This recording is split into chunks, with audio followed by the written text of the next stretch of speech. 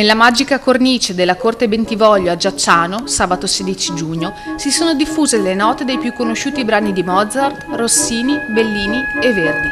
È accaduto in occasione della terza edizione di Music Festival Pianura Veneta, Sinfonie d'opera sotto le stelle, e l'evento, con la direzione artistica di Massimo Santaniello, è stato organizzato dal comune di Giacciano con Baruchella e dalla biblioteca civica Ugo Grisetti.